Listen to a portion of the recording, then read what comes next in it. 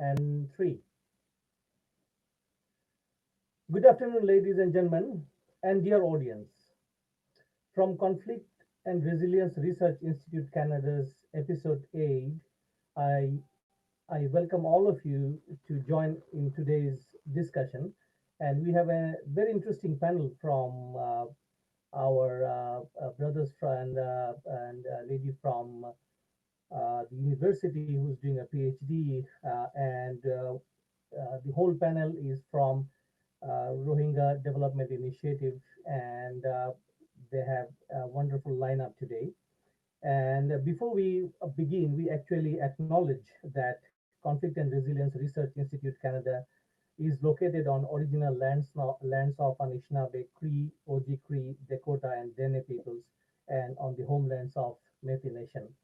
We respect the treaties that were made on these territories. We acknowledge the harms and mistakes of the past, and we dedicate ourselves to move forward in partnership with Indigenous communities in a spirit of reconciliation and collaboration. Before we jump into this session, let me introduce all the panelists today, and I'll be reading out a very brief bio for our audience. And first, we have Mr. Saifullah Muhammad, and he is a co-founder of the Canadian Rohingya Development Initiatives, in short CRDI. He is a Rohingya newcomer who has recently graduated from the journalism program at Conestoga College, and he is currently a master's student in peace and conflict studies at the University of Waterloo. Saifullah currently works as an assistant researcher in collaboration with UNHCR Canada and St. Francis Xavier University on the topic of social behavior of Rohingya refugee children in India and Bangladesh. He has been awarded the Most Dedicated Journalist of the Year 2019 by the Conestoga College and Waterloo Region Record. He has been nominated for the Premier Award of the Ontario Government in 2020. Welcome, Mr. Saifullah. Next, we have Javiet Ealom, and he serves as the Chief Strategic Officer at the Canadian Rohingya Development Initiative. Javiet has extensive experience working on the social impacts of international NGOs regarding displaced and refugee populations. He is also the community manager at Needs List, a public benefit corporation seeking to advance the humanitarian aid sector by leveraging newer technology and artificial intelligence. And welcome again. Next, we have Riyan Khyyat, and he recently joined the Canadian Rohingya Development Initiative to advocate for Rohingya and to encourage Rohingya youth to enroll in education. He earned a Bachelor of Engineering from Malaysia and recently graduated with a Master of Engineering from Curtin University. Born in Saudi Arabia, Riyan observed that Rohingyas face precarious futures. He resolved to set himself up as an example to show the world that Rohingya youth can achieve despite all the challenges they face while in diaspora. During his time in Saudi Arabia and Malaysia, Riyan was a member of various human rights organizations to support refugees in the areas of advocacy, campaigns, counseling, and emergency aid. He knows that Rohingya people can change the fate of their future. Next, we have Ahmed Ramadan, and he currently sits on the board of Canadian Rohingya Development Initiative and volunteers his time to end the crisis and bringing freedom to the Rohingya people.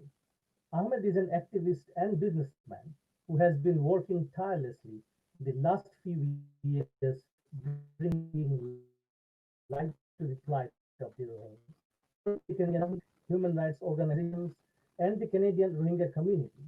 He has endeavored to bring their struggle to the forefront. He has testified in the House of Commons, interviewed multiple times on prominent news stations, and organized rallies and events focused on issues facing Rohingyas. And last but not the least, who is actually the main organizer of today's webinar, let's welcome Yukiko Cowper-Smith, who's a PhD candidate in political science with a major in comparative politics and a minor in public policy in the Department of Political Science at the University of Guelph.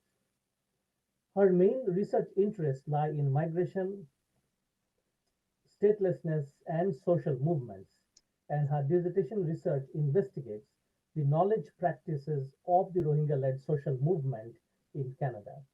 For 2 years, she has worked with Rohingya community in Canada by volunteering, organizing and attending events, and raising public awareness about the crisis through her writing and research.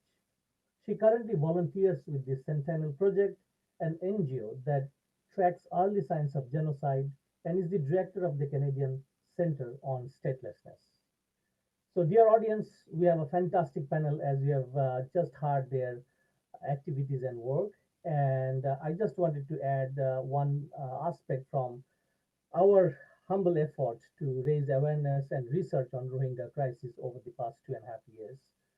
So we are from Bangladesh because we are born and lived quite a part of our lives. So we had been part of this crisis since 1970s, and we worked on this issue lately, and our work has been published by one of the publishers in the US. And dear audience, if you have any scope and chance, please have a look into our work. And we are very grateful to Rohingya communities in Bangladesh and 6 other countries for their consistent support. And we are also grateful to people like you see in the panel for their continuous effort in helping Rohingya communities all around the globe. So without further ado, let's start our discussion today. And the sequence we'll follow today basically would be, I would be inviting Mr. Saifullah to start, and followed by Javiet, Riyan, Ahmed, and finally Yukiko Cowper-Smith. And let's welcome Mr. Saifullah first, and he's going to talk today on impact of COVID-19 on Rohingya refugees in Malaysia. Mr. Saifullah, floor is yours. Thank you. Thank you, Mr. Kausar Ahmed and Yukiko for organizing this important and timely conference webinar. I'm very grateful for giving me a chance to talk on Malaysian situations.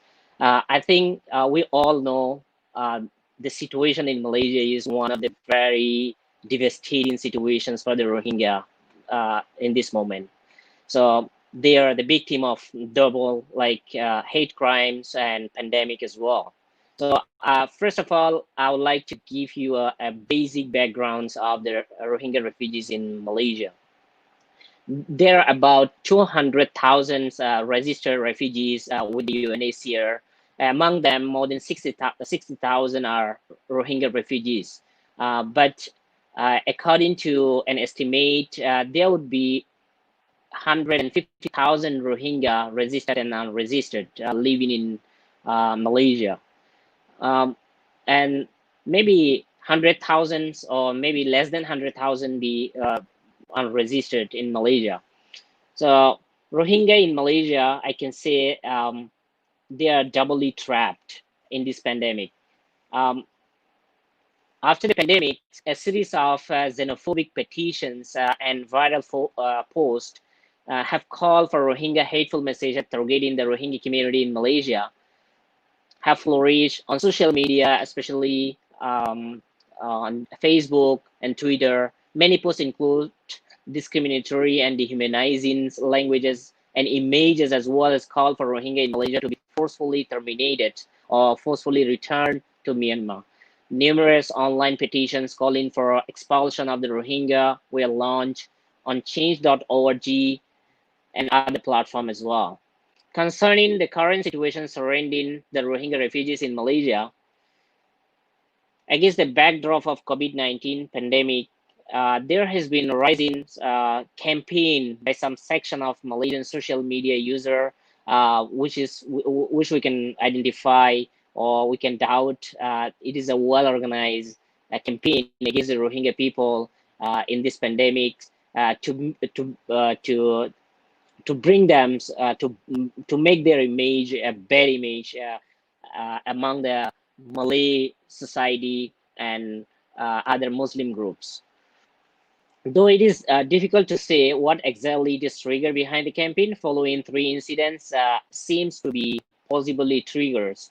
So 3 of the main things the problems, the incidents seems possibly trigger are recently arrival of subsequent pushing back of the Rohingya boat survivor during the pandemics. I think you may heard of these. Some boats were pushed back, and they already reached. Some of them reached to Bachachar Island a few days back.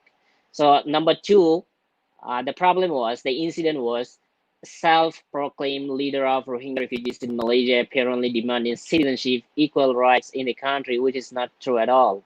I'll be explaining. And number three, the rivers that Rohingya refugees have dominated Pasar Selayang, one of the big market, and subsequently breaking the COVID-19 lockdown rules. Three main topics they raised. The Rohingya people actually don't seek Malaysian citizenship, to any right or not permitted in Malaysian law. They may seek temporary refugee protections. Malaysia is not a signatory to UN conventions, everyone's know. It has respected it all along the base of humanitarian considerations, human rights, and other rights bestowed under the international agreements which Malaysia has ratified to such child rights conventions. Moreover, there are also growing concern among the Malaysian people that Pasar Selayang, the wholesale wet markets we call, our surrounding area have been dominated and controlled by the Rohingya refugees, and that are habitually breaking the law even during the lockdown. This is factually incorrect. We appeal to the government of Malaysia and Rohingya community, Rohingya organizations and human rights organizations. They appeal to the Malaysian government to continue to be kind to the Rohingya genocide survivor and provide them refuge in the country and humanitarian assistance. Protections. One of the biggest problems due to these problems, these xenophobic hate crimes, refugee now have been facing uh, protection problems. They are not able to go out of their homes. This is a big challenge. If anybody asks them, so whether you are from anywhere, if they say Rohingya, people are not in safe. So the protection problem is number one. The second thing, the government also decided if there are any Rohingya, they are undocumented, they will be deported. I don't know where they will be deported, but before there's a history, they deported them to Thailand, and Thailand sent them back to Burma, and then some human trafficker, they sold them to the fishing boat. There's a big problems in 2015. So deportation is one of the biggest fear for the Rohingya now, because most of the refugees who have been living for 10 years or 12 years, they are undocumented. If they are arrested, they will be considered as a new boot people, and they might be deported to Thailand or anywhere. Number three, they have been facing refugees have been facing housing problems, because they're facing acute financial crisis. So some of the employers, they were asked, some of the house owner, they were asked not to give any housing or any rent to the Rohingya refugees. So that's the biggest problem they have been facing. And some of the refugees, Rohingya refugees, were already kicked out of their homes, and they have been living in the street like homeless. So another biggest problems they have been facing is employment problems. The Rohingya peoples, they mostly work at the construction site, what do you call, cutting grasses and trimming the trees. So many things they do labor work. So just now, the employer, they are not saying anything. They are saying that please don't come to the work. They are not saying the reasons. The reason is clear. The hate crimes spread it all over the country. And one of the biggest things, recently one of the minister in Malaysian minister already mentioned that no foreigner are allowed to practice their religions in their masjid, in their mosques. So no foreigner, even the Rohingya, are not allowed to go to the mosques to pray. So the hate group, the hate crimes, who created the hate crimes, they already spraying and tagging a big poster saying that Rohingya are not allowed, Rohingya are not welcomes. So with the big signs of stop Rohingya or something. So for that, human rights organizations, including Canadian Rohingya Development Initiative, have worked diligently to alert social media companies to use of their platforms to foment hate against the Rohingya people. Facebook, Twitter, Change.org, and others remove content that violate their community standards and term of service. However, new posts and petitions containing hateful and discriminatory content continuing to appear. Amid this hate crime circulating against the Rohingya people in Malaysia, it can be a challenge for me, myself, to slow down the consider what I am thankful for.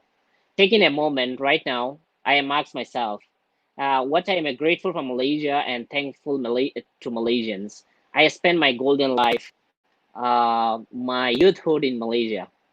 It inspired me and transformed into hope that uh, one day that made me a strong man I'm today. So it shows that my proper life and settled to be an adult. So I have a deep, profound from Malaysia still. So the genocide in Myanmar has stolen our childhood, educations, the way of living life in Myanmar. In Malaysia, many children's youth like me never had the opportunity to attend the school. Instead, they spend their life in Malaysia, working, surviving, and supporting their families back homes. But it is one of the opportunity Malaysia has given to us, and that's why we always thankful to the Malaysian government.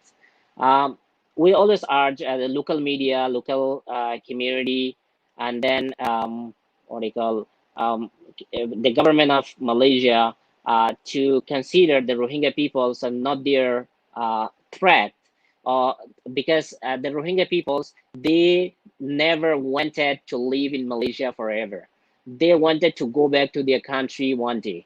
So it is clear, and we have been trying to advocate to the governments and to the citizen of Malaysia. We are not willing, or we don't want to stay in Malaysia forever until the situation in Burma is um, okay. Until it's okay, we want to stay in Malaysia. We wanna leave whenever the situations come in perfect or resettle to other countries. So in this pandemics, the pandemic, when we need to stand together the most, some of the xenophobes, some of the peoples who are creating hate crimes decide to attack and make the image of Malaysia bad, a land where many refugees survive and hope to return home. So that's why we are still trying to advocate, and Rohingya community all over the world who have been working for the Rohingya are trying to convince the Malaysian government to bring the situation down. So that's the things. So far, I have the people are facing a huge crisis and fear, and financial crisis. So many things. It is because of pandemic and because of the hate crimes. So that's all I wanted to say today. Thank you. Thank you very much, Mr. Saifullah, for your update and brief. I think it is absolutely frustrating to see how Rohingyas are impacted both by the host nation and also by the pandemic.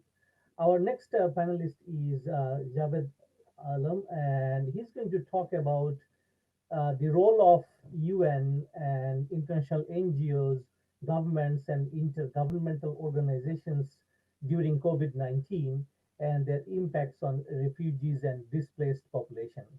Mr. Javiet Ealom.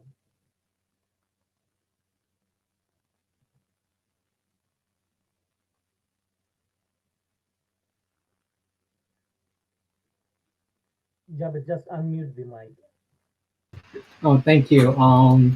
Thank you, Kauser, for hosting this, and thank you, Yuriko, for putting all the effort and to make this happen at the very unusual situations and unusual time of this hardshipness. On the questions of both UNs and governments and any other, NGOs, broadly speaking, the whole humanitarian system itself, the way it's have been operating and it's have been pushed to the limit of its capabilities by the COVID-19 and these unprecedented situations. I don't think I have to expand too much on that. We pretty much have a good pictures of it by now, and most of us, our life have been like affected at some measures at some point by these unprecedented situations and the hardship that the coronavirus has brought it on. And for many of us, it is like really for the first time that we are relying on like vital needs and to some extent some very basic day-to-day needs. Like we're partially relying on others for the first time in our life as general populations. But if you imagine that on a populations like refugees and displaced who live day in, day out, relying on the generosity of the host country and relief effort that from the various donors and other governments organizations brought in, and the services that the UNs and other NGOs stuff provided in the camp, this have been on top of all those hardships. If it becomes such hard for general populations, it is beyond words, beyond imaginations, what it is like to be for this confined in a confined place where most of the measures that have been recommended by the healthcare and other officials are like not possible to practice there. And on top of that, this is like almost a second tier on top of what's have been going on. And at a time like that, the governments have been like forced to, the host government, whether it is in Bangladesh, in Cox's Bazar or any other camps, the local authority, the local government have been forced to choose the already sacred resources to allocate whether to the general populations of their own country or the refugees. And this have another layer to add to it, where most of the vital resources being provided in the camps, such as basic services by the UN and other NGOs, the staff were pulled out. So a accumulation of all this happens, like refugees and displaced populations and the people were almost like sidelined at a time when they needed those who were providing the most. So it is needless to say, this all accumulated, and then as time goes by, it's not becoming easier, but it's just becoming more and more harder to deal with, and with no ends in sight. Who knows what's gonna happen? And if the breakout was to happen inside the camp, it is almost like a time bomb waiting to explode. Like nobody would be able to save it. So at a time like this, I think it is very important that we have to remember and we have to remind other people that you cannot just necessarily divide these local populations with the refugees or with the displaced peoples and the host. Like it's an airborne disease. Nobody is safe from it. By just dividing them doesn't necessarily save you from anyone. So it is a responsibility for all of us, both the host country, for example, in this Bangladesh, in the Rohingya case and other. It is really important that we don't keep the already vulnerable people sidelined and not to be able to tap into the local resources. And there's like a few other NGOs and INGO. For example, the UN made a bill of like $225 million to fight the COVID-19, and similarly, Red Cross launched a campaign for $823 million to fight against the COVID-19. But again, at a time of the hardship where the governments are like under pressure to fulfill the need of their own citizens, these fundings are like constrained to the point of the lowest probably at all time. And we have no way of solving this unless we come up with some sort of innovative solutions, or I wish like a vaccines come up soon enough so that like at least some sort of relief were brought to the already vulnerable populations that cannot do or have any power in their hands to do anything. For the NGOs and the NGOs, the role that I would argue or I would like to make a points are Like while it is being they're being pulled away. So and in the places like Coast Bazar and other very underdeveloped portion part of the populations and the part of the area, yes, our work from home doesn't necessarily work there. And for example, there are like some countries and some refugees camp which came up with at least partially relying and delivering the vital healthcare information by means of internet, by means of phone, and that does not necessarily apply with the recent mobile bans and access to the internet that were brought up in the refugee camp. So work from home, delivering the informations, like none of these are working. And at a time like this, there are like some organizations that are being led by refugees inside the camp and outside of the camp who have way of communicating that are beyond unreachable for general populations, or I would say unconventional way of communicating. So the point I would argue for both NGOs and the governments would be, please support this grassroots organization, please support these refugee lead organizations. They are doing important work. Some are very impressive scale, like at utmost efficiency possible in the area. But the problem is they rarely receive any funding from the global humanitarian system itself. Like in the humanitarian system itself, there is always this like a strong separations of the other being the providers and the refugee being the recipients. Like there's a strong line who is the provider and who is the receiver. So these lines have been held very strongly. And the UN system itself doesn't necessarily recognize the refugee lead organizations to be partner at critical levels. And we see like most of the time, the decisions were taken at the best interest of the refugee, I would say. But again, even at the best interest, sometimes you are seeing this from a 9-to-5 job perspective, while these refugees who are living inside are living there 24/7. Some for years, some for decades. It is their life. Like it is where they sit, it is there where they sleep, it is there where they eat, it is their life. So give them a chance.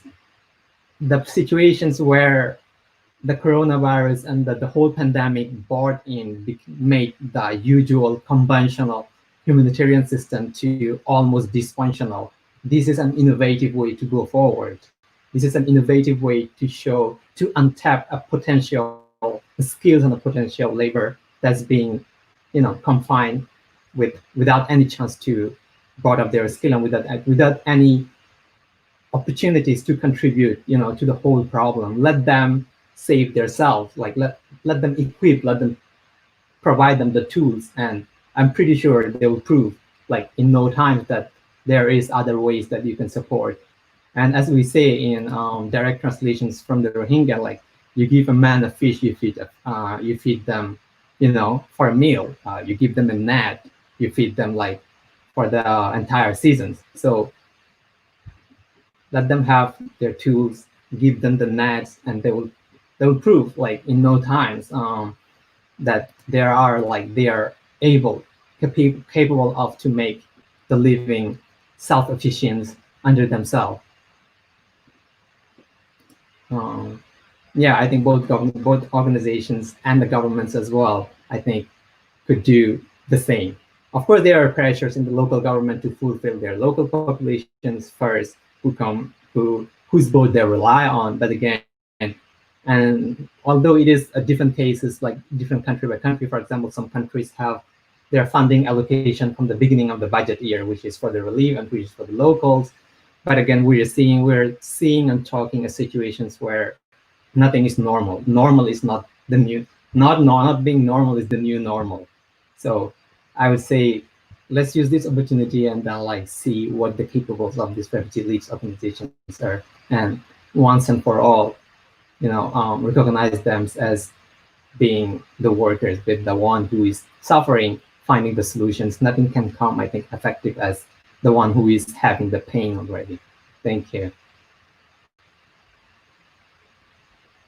Thank you very much, Javiet, for your very important and very insightful suggestions of being innovative in this time of crisis. And I personally have some reflections on on how to work with Rohingya-led organizations in the camp. So I'll share it after we finish the panel.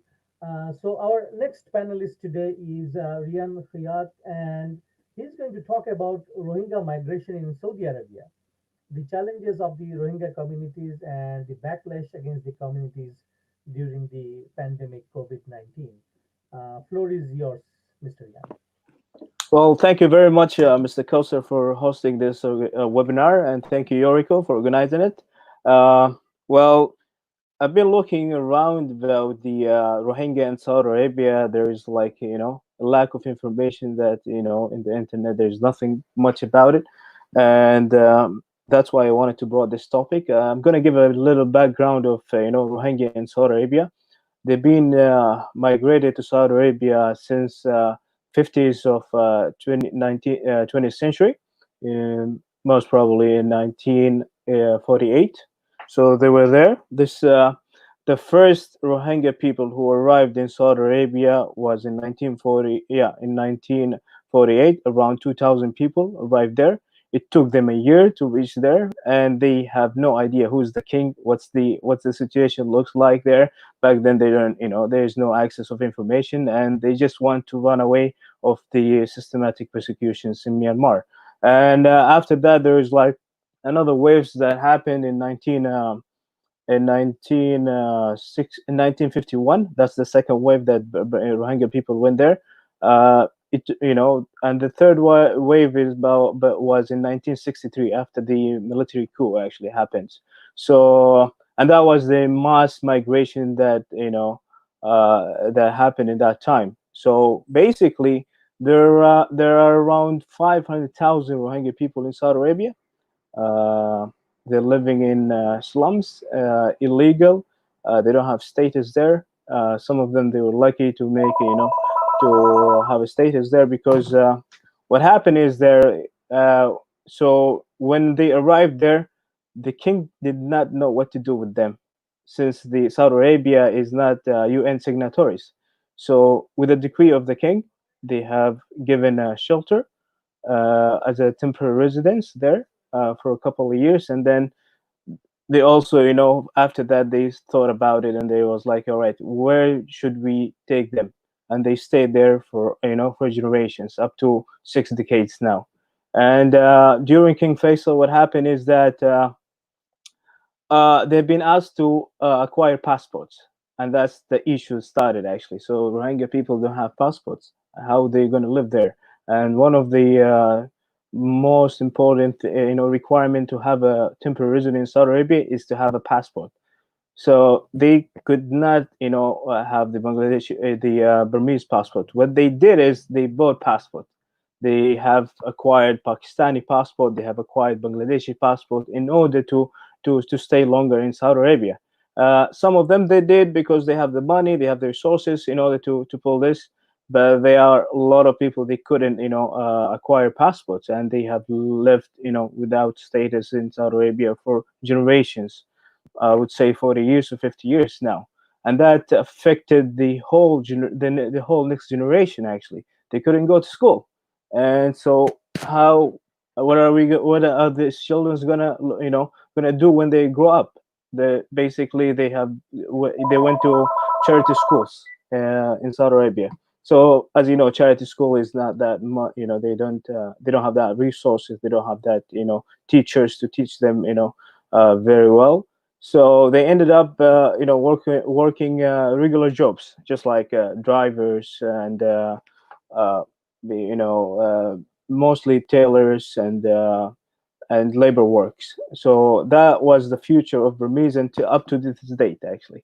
Um, what happened recently with COVID-19 is that there's a public opinion happened, the trending in Saudi Arabia, demanding deportations for Rohingya.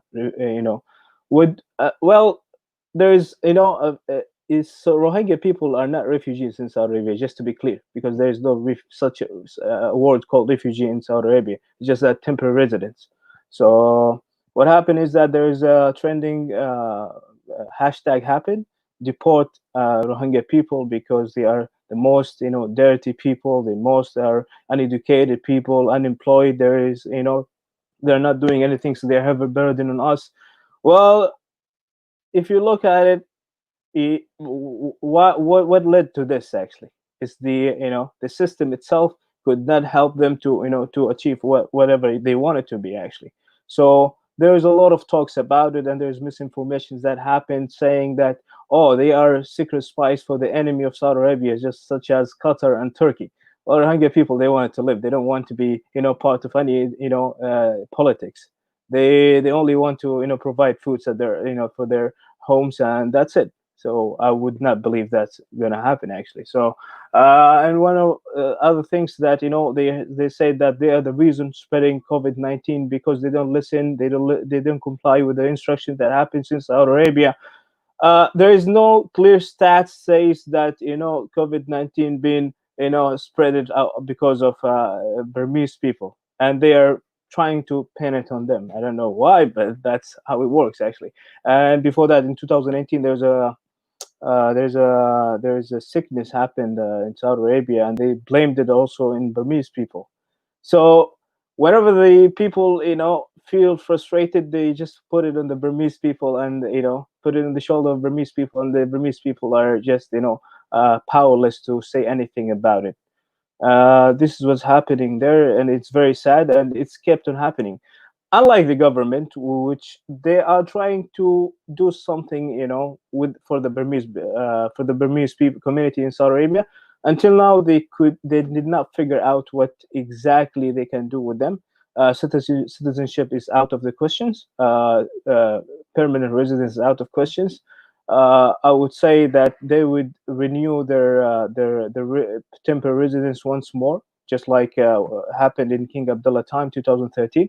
They've renewed their temporary residence for 4 years, and well, the situation in Saudi Arabia now, as you guys know, is not only is Rohingya people are not priority. Different things, oil crisis and COVID-19 and so many things. So they're not being prioritized, and they're just living in the slums actually. So well, we're monitoring the situation, and I really want change to happen to them. We'll see. So we're waiting for 60 years now actually for a change to happen, and hopefully we'll see the government do something for the Rohingya people, and they can live better life, and they can go to to schools, and in terms of health and employment, that's all connected together actually. Once you have a legal status, unless you don't have that, you don't exist anymore. You don't exist at all actually. Thank you very much. Thank you very much, Riyan, for your presentation on the situation happening and unfolding in Saudi Arabia. Our next panelist is Ahmed Ramadan, and he's going to talk about the impacts of COVID-19 on Rohingya refugee camps. Floor is yours, Mr. Ramadan. Well, thank you very much, um, for Kauthar for having us here, and for Yuriko for helping organize, standard. Thanks for you guys, and I do really appreciate to be given the opportunity to discuss the Rohingya situation. It's something that is dear to my heart, and we've been working on it for a few years, and we will not rest until we do come up with some sort of solution to this crisis that's been going on for 40 years plus. And unfortunately, I have the task of talking about the COVID-19 situation, which really does not have clear solutions, unfortunately. And that just makes it even more difficult. The Rohingya when you look at any refugee camp in the world, generally it's looked at as a problematic area in general. But then when you look specifically at the Rohingya situation in Bangladesh, You know, it is one of the most densely populated areas on the planet. It's 4 times more dense than New York and 8 times more dense than Wuhan. So you could imagine how much people there is in the area. And, you know, in the Western world, like here in Canada, space is a luxury that they don't have.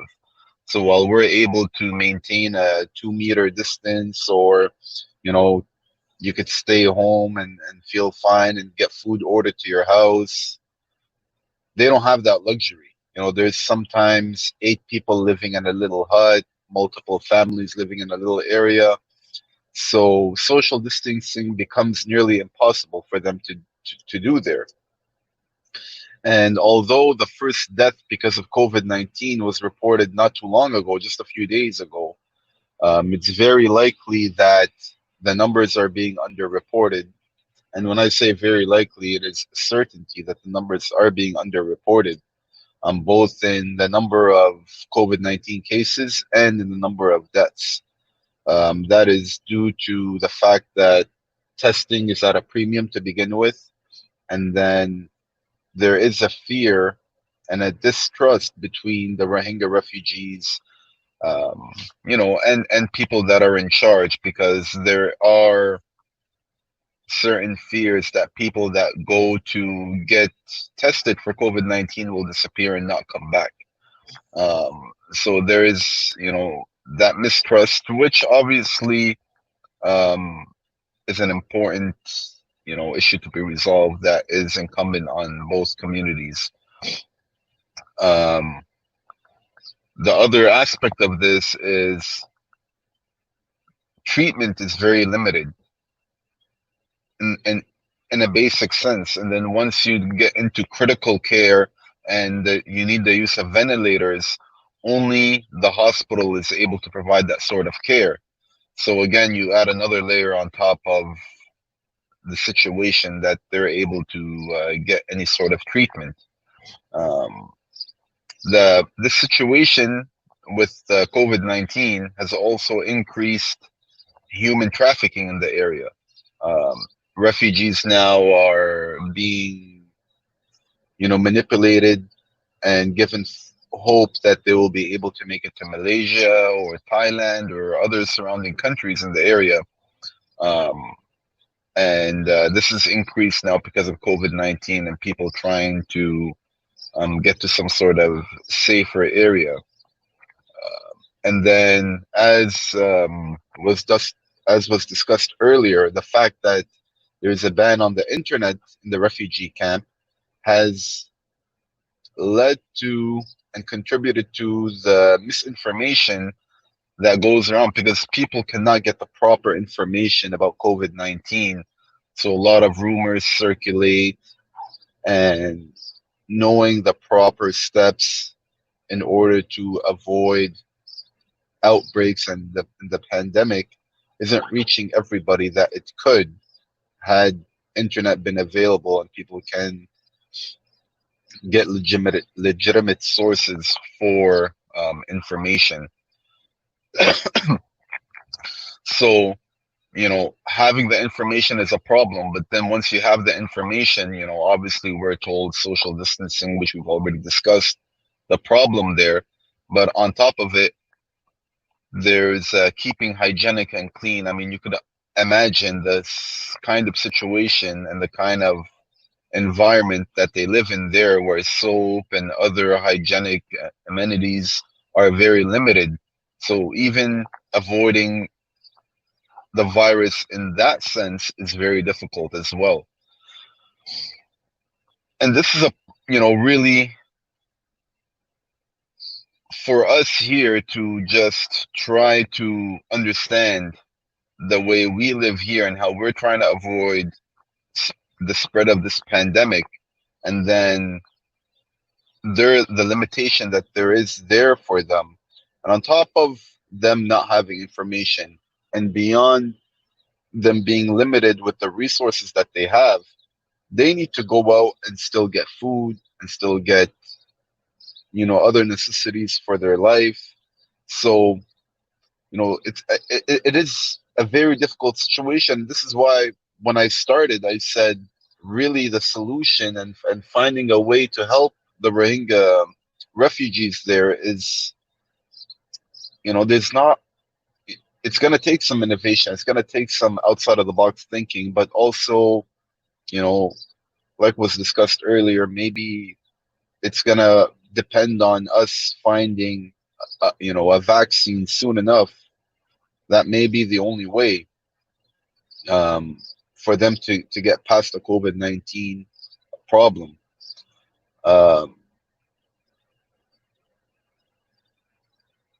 So from the perspective of COVID-19, I think, I wanted to paint kind of a general or bigger picture about the situation in the camps.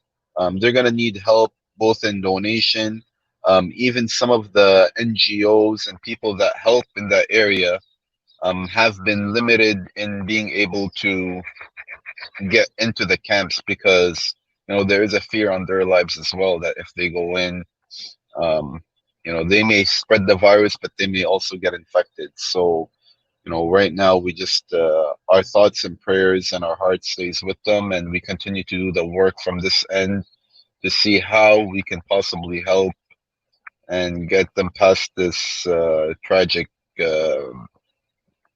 circumstance that they're in, that really there's a very limited way to help them. Thank you. Thank you very much, Ahmed, for your beautiful piece of the, showing the impacts of COVID-19 on refugee camps where the Rohingyas live mostly. Our last speaker today in the panel is Yukiko Cowper-Smith, and she's going to talk on Canada's role in supporting international COVID-19 efforts. And it's kind of very interesting that she's going to sum up today after all the previous panelists that what actually Canada is doing or should be doing in the future. Yukiko, floor is yours. All right. Thank you, Kevser, again for the invitation to this webinar. I'm really glad to be on this panel with CRDI.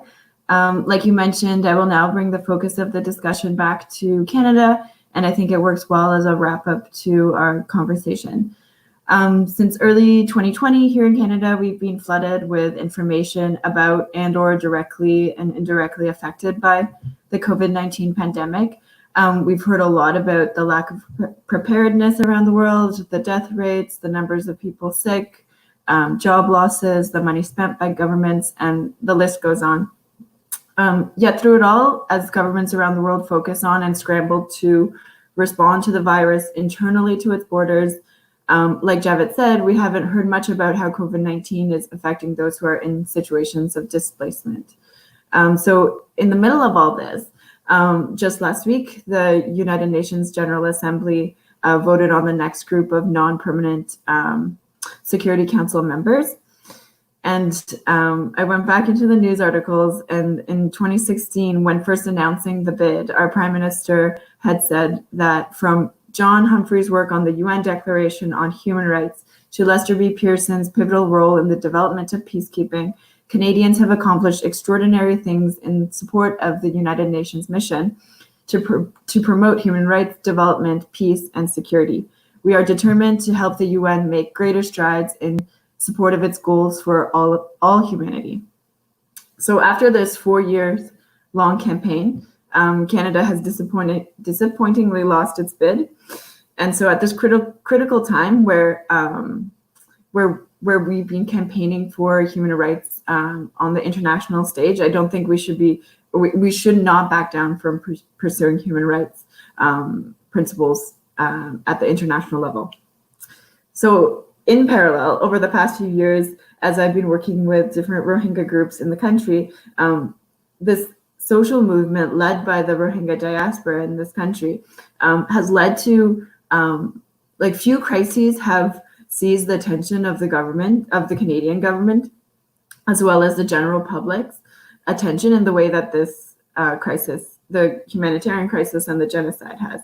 So back in March 2020, just earlier this year, for example, the Honorable Bob Rae, who was Special Envoy to Myanmar since late 2017, was renamed as Canada's Special Envoy on humanitarian and refugee issues more broadly.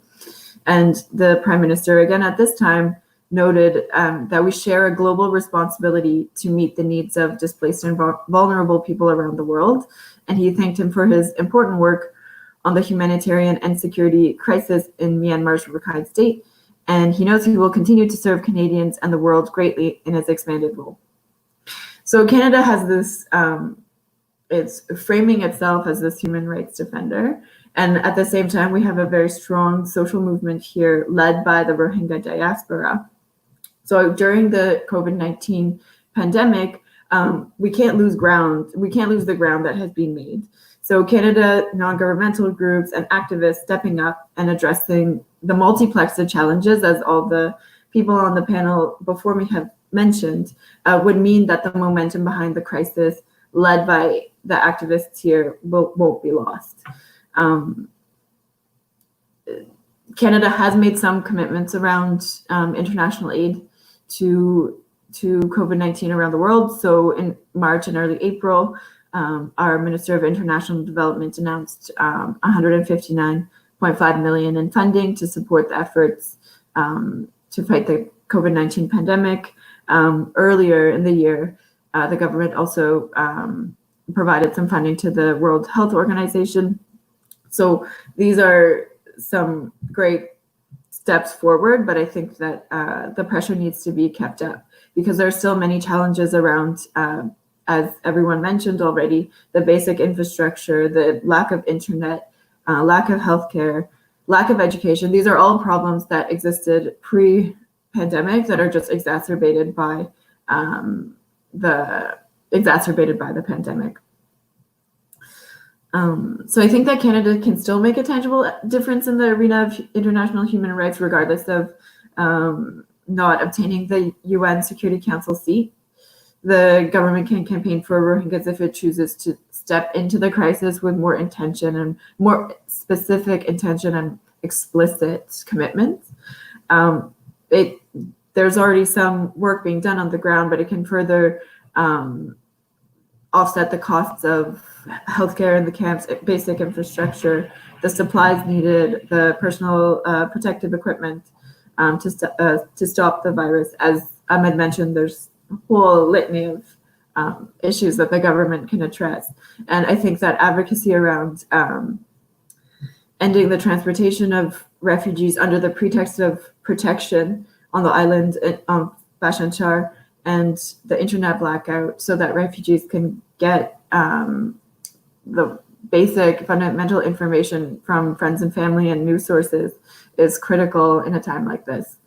So I think that like in times of turmoil and crises, human rights are often peeled back or abandoned and amidst the confusion. And I think that's nowhere is that clear than in this crisis, both in Bangladesh and in Myanmar and the other countries like Saudi Arabia and in Malaysia, as Riyan and Saifullah mentioned. So I think that to sum up, I think that the current social justice movements around the world are demonstrating that transformative change can happen during a pandemic. And we have to continue keeping a careful eye on the impacts of COVID-19 on populations that are made more marginalized by human rights abuses and in this case genocide. So if the government, other countries, key international bodies and activists like ourselves stay abreast of the issues that affect communities made more vulnerable to the crisis, to the virus, we'll make sure that those still in Bangladesh, Myanmar, Malaysia, Saudi Arabia are not forgotten. And that's it. Thank you, Yukiko. Thank you so much for your part. And I think it's very important to for our listeners, actually, those who are watching from Canada, to understand what else could be done. So we have come to the end of our today's webinar. We have heard all the panelists. So just to wrap up, I have a couple of observations and questions maybe to all the panelists. I'll keep it open, and anyone who wishes to speak can jump in. So as I heard most of you, so there are some common trends that we are watching that might have started pre-COVID-19 and then of course going on now. One is social stigma. So Rohingyas living in Malaysia, in Saudi Arabia, we have heard from two of our panelists directly, those who have first-hand information from those areas. And I can testify from Bangladesh side because I have sources down there. And especially right now, Muhammad Tayyab is watching actually our discussion.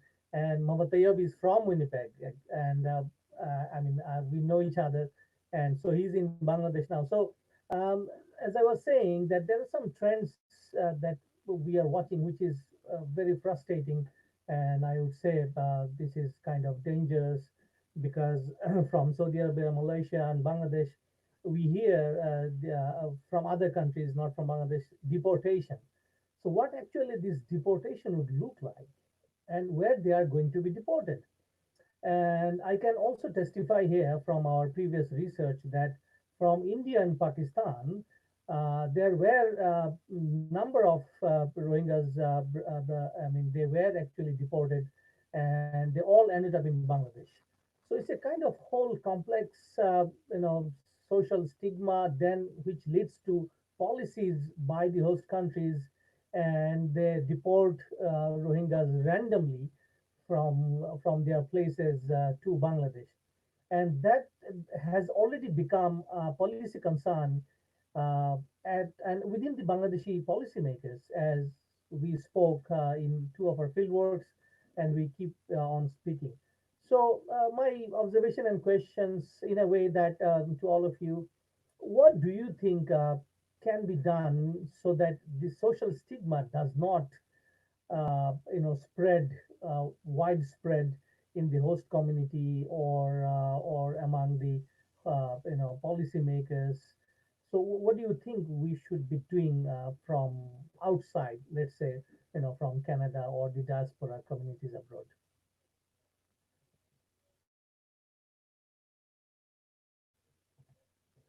Floor is open. Anyone can jump in if you want to comment.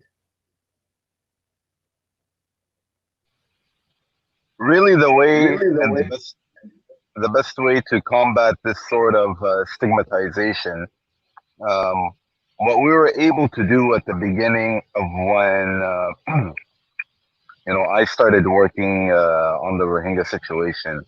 Um, just to give an example, the crisis was viewed um, as a problem between the Rohingya and the military, and it was intercommunal violence, and that's the way it was viewed.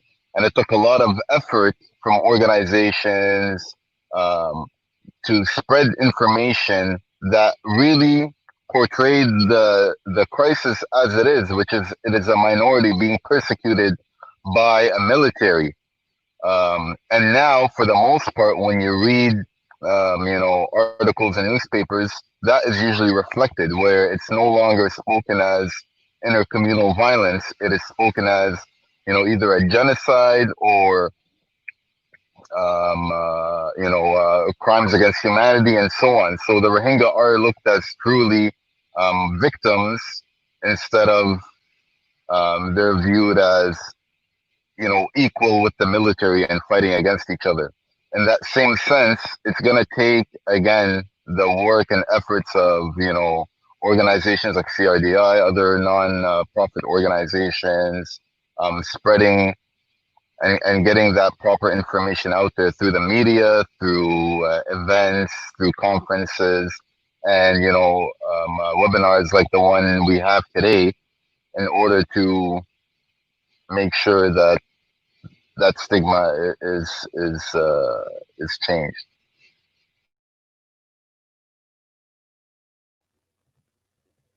Thank you very much, Ahmed. Anyone wants to add with Ahmed? Very, very simple. For the Rohingya, if you say in Bangladesh, in Malaysia, or India, or anywhere, so mental health, trauma, stigma are exceedingly complex, and individuals' experience and tailor in everyone's mind and head is full. So if I want to say, careful care is essential to mitigate the potential struggle. And if the key stakeholders work together, so we cannot take away everything, but service can be provided effectively and efficiently to improve the quality of care in the refugee community.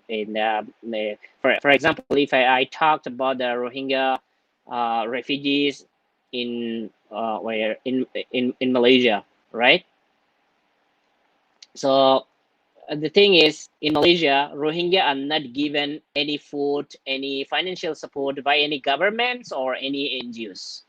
So they are also in fear of arrest, deportations, hate crimes, and so many problems they have been facing. And for their children, their education is impossible for generations. So it is happening in India too. In India, people who worked in a factory, in a construction site, in different sectors, they are not allowed even to go out of their homes, and they are not given food rations like some people in Bangladesh, the refugee in Bangladesh are provided. So they have been facing a lot of problems, a lot of mental health problems, and we cannot take away all of their mental health problems, but effective work and without giving them false or fake hopes for their better life, uh, just try um, to do or to work to bring a little bit support for them. Uh, that's the thing I want to say. Working together for the government to allow or NGOs or other governments like Canadian governments, if they facilitate or financially support NGOs, INGOs who have been working, so giving mental health support to the Rohingya refugees in Malaysia, in Bangladesh, there is a little bit support, but not fully covered.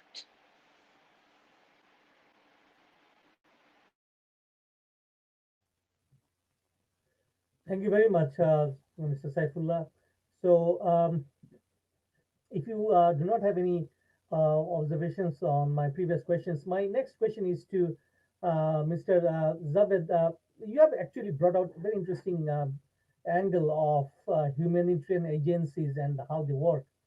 And I, being one of the witnesses on the ground in the past, that there is definitely a very hard line taken by United Nations and so many local NGOs and of course some of the international NGOs, that they are the only interlocutors, if I may say so, to channel the aid to the victims, i.e. Rohingyas. And you are very right, and I also concur on this point. And actually, on ground, the Rohingya-led groups are totally ignored, 100% ignored. That is my own reflection from the Bangladesh camps. And often I personally witnessed that the Rohingya-led initiatives from the camps are viewed as problem, quote unquote, because there's a sense within the host communities and others that if the Rohingyas try to manage the aid or help or something by themselves, then they are being empowered, and that is not good for the local communities and maybe law enforcement agencies and others to manage them, again, quote unquote, manage them in the future. So that is a reality as I can testify here today. So, Javed, what do you think we can or we should approach UN agencies and let them be more cautious about, I wouldn't say ineffectiveness, but I would say, you know, it could have been more effective if Rohingya-led organizations could do their own stuff in terms of delivering aid. What should we actually we be doing or advocating from our various platforms? Sorry, just so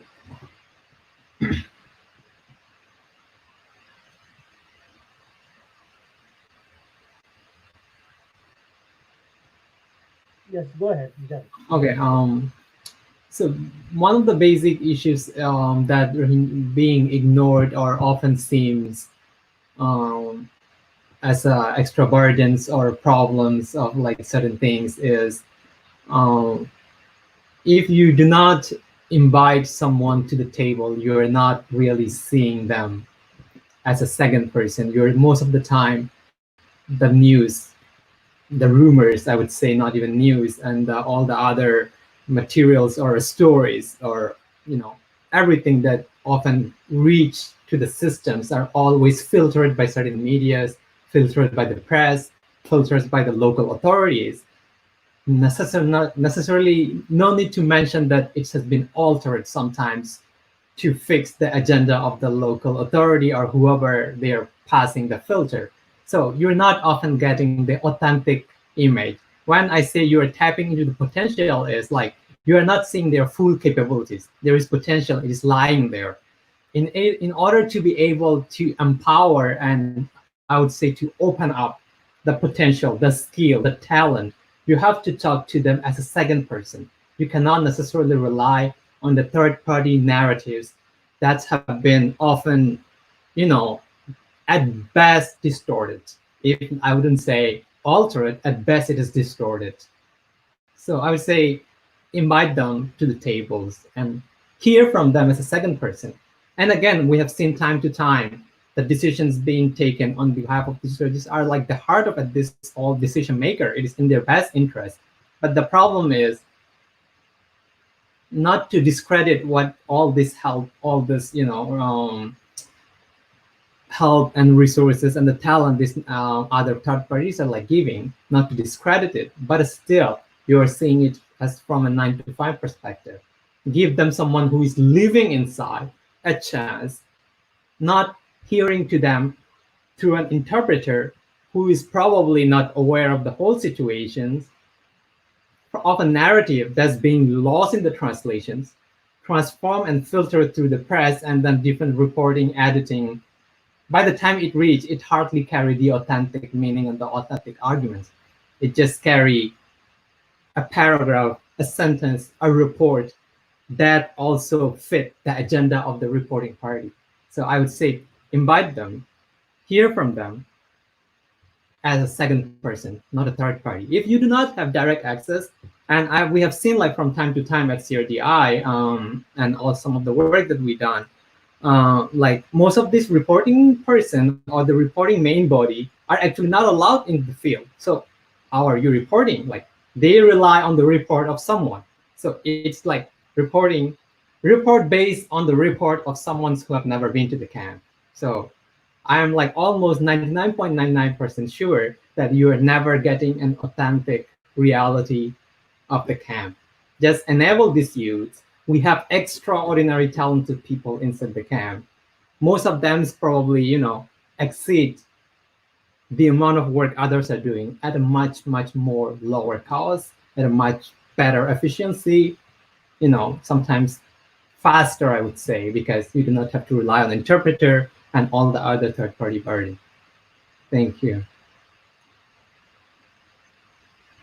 Oh, thank you so much, Javed. Yeah, and I think that is the reality that we don't often understand when we kind of want to do some good, but we just unconsciously, possibly, don't get it that our only, good intention doesn't suffice.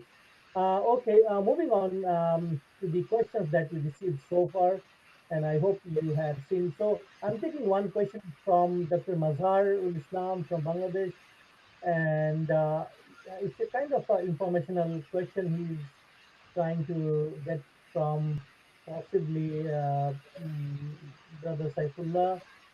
And you can see the question he posed on the screen. Yes, I can see. Thank you, the brother who sent the questions. Actually, in Malaysia, people say that 150,000 Rohingya living in Malaysia. But some people, there's no any estimations, there is no any database or something. So it is an open estimate. So most of the people, so since the beginnings, they were not given any shelter, they were not given any camps, they were not given any anything. Wherever they get the place, they are living there. They are not they are not given any financial support, or they are not directed to you have to stay here, you have to stay in this state. No, wherever they get jobs, they move there. Some people even live in a construction site. Some people live in a town area. Some people live in a rural area. So it is not it is not like where Rohingya need to stay. So basically, most of the people live everywhere. So anything left?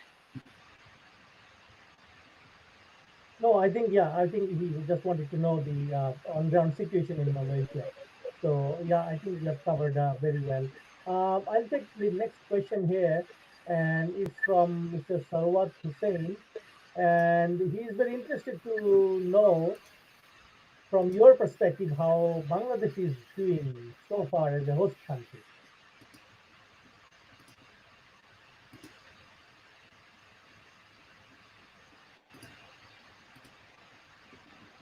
Anyone can comment on that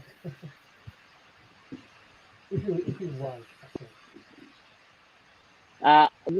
Before anyone say, I just want to add some things. I think everyone has some input on these questions, because most of our peoples, the Rohingya people, live in Bangladesh now.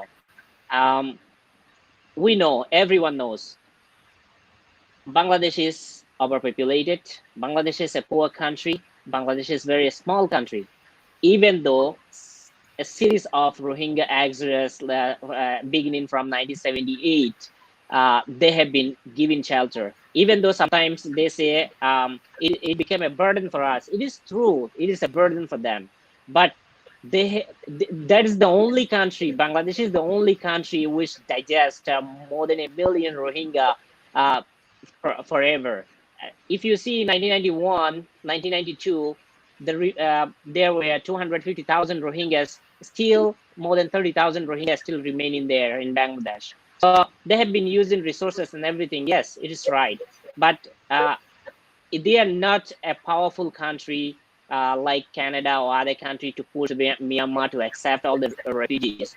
And Myanmar, they are arrogant. They don't want to listen. Even United Nations, another powerful country, it is true that the Bangladesh government has been pushing to send them back. They have been denying the Rohingya refugees are not from Bangladesh.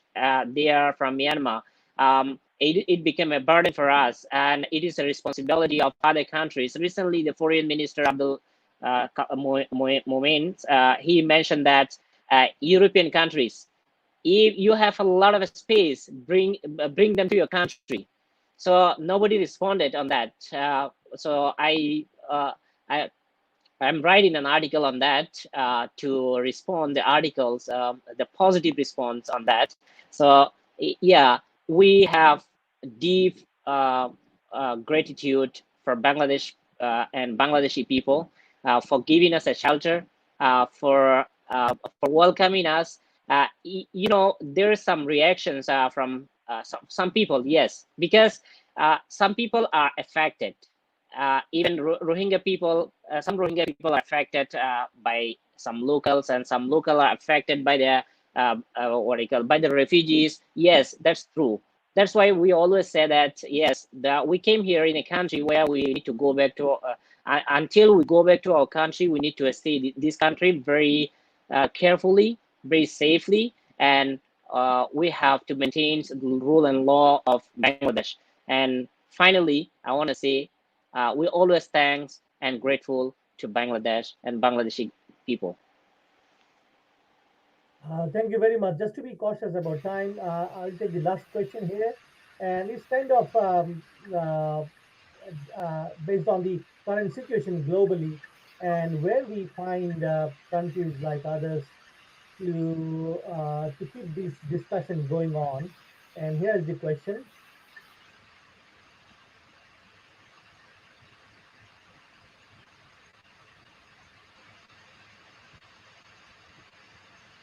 So once again, anybody can jump in because it's an open-ended question, and we just want to listen to you. What do you think to keep this discussion going on so that people don't forget about Rohingya plight?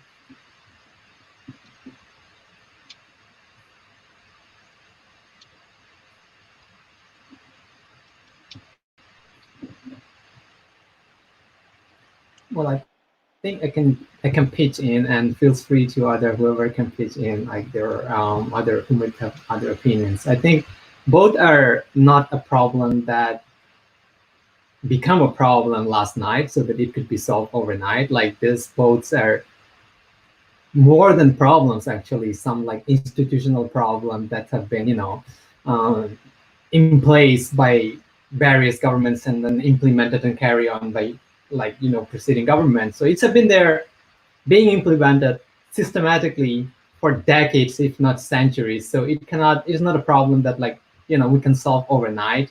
So it will take, needless to mention, like, it will take some significant amount of time with significant amount of resources and time, work to solve. So I wouldn't say it being necessarily overshadowed. And this is again a case that's been going on with the Rohingya crisis. Although the crisis is getting worse at some point gradually, it's almost became like a trend in the international media. Whenever something bad happens, you hear about them, and the next weeks or the next months it just fade away. And when something comes up, it come back to the news, and then like this cycle keep repeating, and it almost became like a trend. And then I think this is not a problem that you can solve by only taking actions whenever a serious problem arises. It's need gradual and consistent effort and work, and definitely funding for those who are working and trying to solve the problem without cutting out.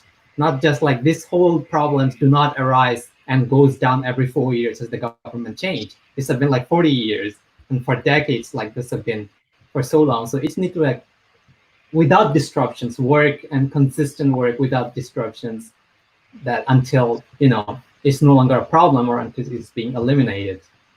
So I think Canadian governments, I would say, fund more of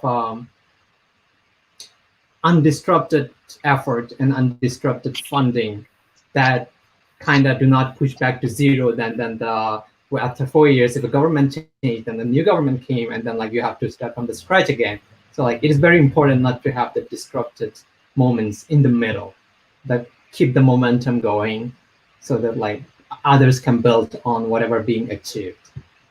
And if I could just add to that,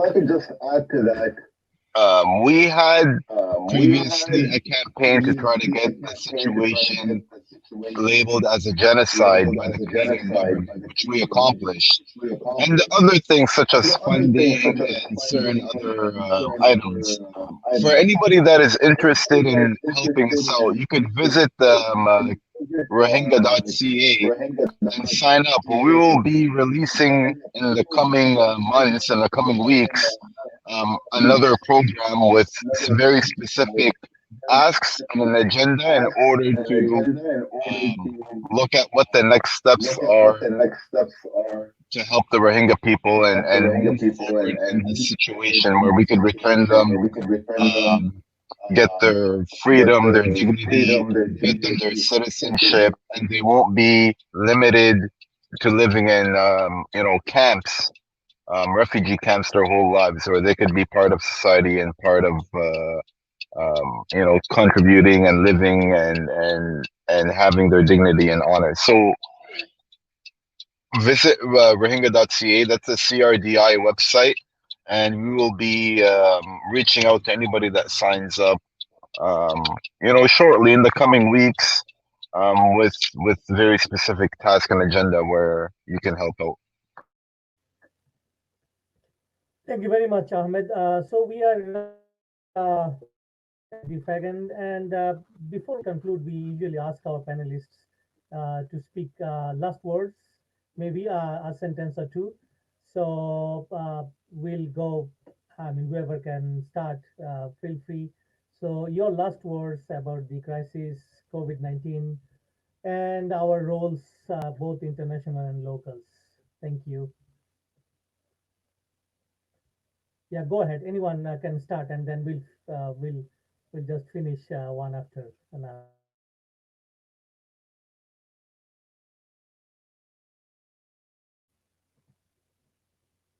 Anyone can jump in. Yukiko, you want to go first? Ahmed? Okay, yeah. Sure, I'll go Sure, ahead. I'll go ahead. I just want to I say just to want to say everybody to watching that everybody watching that this this crisis that the crisis that Rohingya the Rohingya are in are in has been going on for has been 40 going on for years, 40 actually more than years, 40 actually more years. than 40 years. And And it will it will require a require concerted a concerted long-term effort long-term in order effort to get in them order out of to the get them out situation of the that they're in. situation So that I they're in. really So I truly hope really that truly people hope pick up that people this pick up this this movement, this this movement, the, the, the ability the to be ability able to to be stay able consistent, to stay so consistent, that so that we can see in our life that the Rohingya finally are able in to our come out life of that the the problem Rohingya that they're finally in. are able to come Um, out of the problem that just they're in. another thing, very quickly, you know, we have seen results when we are committed and when we put effort in. And I think it's very important that we continue that. And if you don't have time, you could donate. If you can't donate, there's other ways that you can help. So um, see where your talents are, see where you can dedicate anything that you can, and you could put that to use. Thank you. Next, whoever wishes to talk.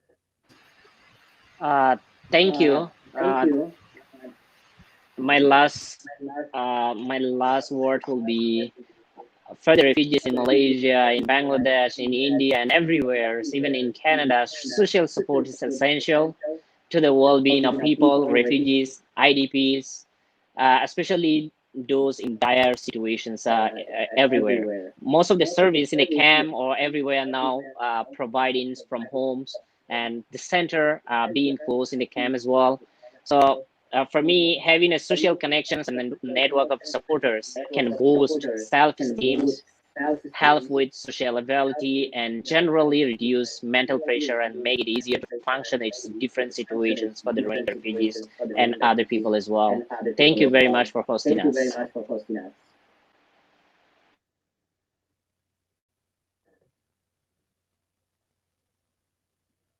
Yes. I guess I'll go now. Very good. So basically, my message is to the youth community, Rohingya community. We have to step up our game. We are representing Rohingya, and it's time to enroll ourselves in educations. It's time to to talk about stories. It's time to represent our people rather than third party representing us.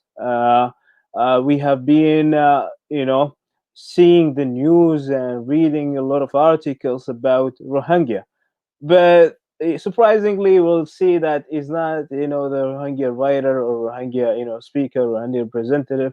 uh, it's very nice, it's very good to see our people to step up their games and then represent the Rohingya themselves, because they know the suffering and the struggle that they have been through their their families, through their parents and grandparents, and it's a long suffering actually. So we could step up our game and then uh, enrolling educations, and then in terms of political science, Javiet is doing political science, which is good, and engineering and and journalism. That's what we need. We need people. We need our youth to enroll in educations in order to support to represent ourselves. And that's my message to the youth of Rohingya actually. Thank you. Thank you. Thank you. I think I can go next. I just have one very specific ask that would be whoever is, if happen to watch anyone from Bangladesh or anyone who is in the some sort of ministerial levels or in the office or anywhere close to education department, like, and it is needless for me to mention the whole thing that Saiful's already covered, like how thankful we are to the Bangladesh governments. And I think no country on the world have done as much as the Bangladesh has done so far. And this is on top of, they are restraining the resources are already sacred for themselves. And then thank you for hosting us on top of that. One specific ask that if I were to make is, right now with the pandemic bringing the whole world into some sort of virtual situations, educational facilities and other universities are not necessarily confined to campus anymore. It is becoming almost online. Please open up channels to this, specific portions of cohort of the population that are being barred from accessing the education so far. And by letting them access, like one of the host countries' goal, I believe, is like to be able to send them back these people. But if you are sending back uneducated, unprepared, there will be just one more wave, like same as 1991. It repeated 2007, 17, and who knows, it will repeat another next 30 years later. So the goal is to let them educate where they will be able to stand for themselves, speak for themselves, and act on behalf of them, not relying or not bowing to the persecutions that have been going on for so far. Please open up the door, open up your channel. Do not hold them bar by some unnecessary, ID, certain documentations, and all those sacrificials, artificials like documents. Like, you can make some exception. Please make so. Let them educate. Prepare them for the return. Equip them. Let them use the tool, and then you will not have a second wave. Thank you. Thank you very much. I'll just add really briefly that this was kind of in response to the last question. I think the Rohingya crisis and the Rohingya social movement in Canada and around the world, rather than being overshadowed by any other by other news, and I think that Black Lives Matter actually shows that transformational change is possible in the face of systemic and institutional discrimination. So it's rather a source of inspiration, and I think that the Rohingya social movement and BLM have lots of parallels, and they can absolutely learn from each other and make change in similar ways for more equal societies. Thank you very much, Yukiko. So we are just going to conclude. But before I leave the panelists and the audience today, I just wanted to share with you a very recent post made in the Rohingya Post, the People's Post. It's an online platform. And the piece was written by Amanullah. And if I'm not wrong, possibly he's Master Amanullah from Chittagong. And the title of the piece is The World Refugee Day and Rohingya Refugees. So it's a long piece, but I just wanted to let the audience and others know that the global funding for Rohingyas are falling short. And a total of $308.7 million was sought from the international community in 2020, but so far only 87 million or 27% of that aid has been received. So that is the dire situation we are talking about. And Master Amanullah was just trying to remind all of the viewers, those who are watching today, and maybe in the later part, the recorded portion of this webinar, that Rohingyas lost all their hopes to go home. And I'm just quoting his words from the piece. So they even lost their hopes to survive in the refugee camps also. They have no identity or a place to call home. They have no rights to study, work, travel, marry, and practice their religion. And they did not exist in nowhere belong to nowhere. They have no way to prove who they are and where they are from. How can it will be able to count the every action of these ill-fated Rohingyas? Unquote. So we thank the panelists and Yuriko especially for organizing speakers from the CRDI. We are CRRIC is very proud, and we just wanted to share that CRRIC is working on the education aspect of Rohingya children in the camps.